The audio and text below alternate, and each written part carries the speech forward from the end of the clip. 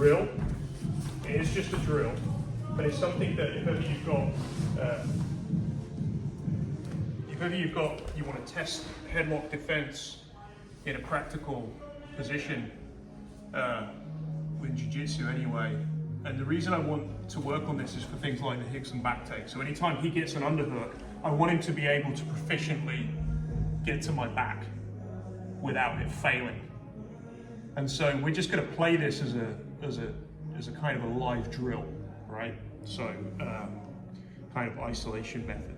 I'm going to take a headlock on him actually here, and what I'm going to look to do is to get my iliac crest to James's sitting bone, and then just keep walking. So I can have like a southpaw pass. And if his hips are on the ground and he's failing to put weight between his hips and this hand going to the mat, it's kind of like a short arm or a top arm iron pillow. So he needs to blade his top shoulder. If he stays with his chest fairly open and I can switch my hips through, I can cause him lots of problems here.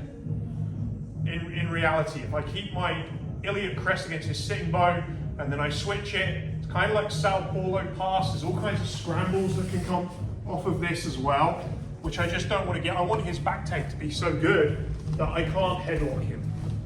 So as a drill, we've been working this a lot. I've been working in sparring. I'm not saying I'm ever going to do this in anything I'm taking remotely seriously, but a lot of my sparring isn't that serious. It's focused, but I don't really worry too much of the outcome. If I get caught, that's fine.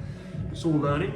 But I'm getting this headlock here, and I'm just working on making sure I dominate. I'm trying to dominate each point of his hip. So first of all, it might be that I'm trying to get that iliac on this near side sitting bone. And as he's trying to make these transitions, the key is he needs to keep his hips off of the ground. He needs this sitting bone as close to my iliac as he can get it. And he needs, instead of allowing this hip to hit the ground, he needs, whenever my arm ends up in this position, he wants to get that shoulder as deep up in my armpit as possible, and he wants to get this hand to the ground, almost like as close to his ear as he can. Take your hand away. Yeah, blade your shoulders down. So once his shoulders start facing down, this is kind of done for me.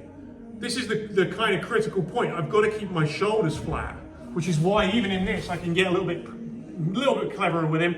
And as he starts to do this, I can circle this way first, I'm just looking to circle this way, and then I'm looking to make this switch, keeping my iliac into his sitting bone, then to here. Then it would be my iliac against his ankle.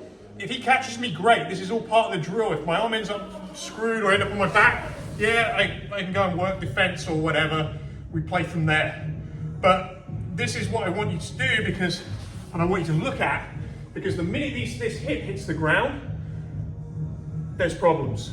And what he wants to be doing is shifting his weight between that sitting bone and this iliac and that hand in order to turn his shoulders down. That's going to give him the arm bar and the back take. So, give it a go.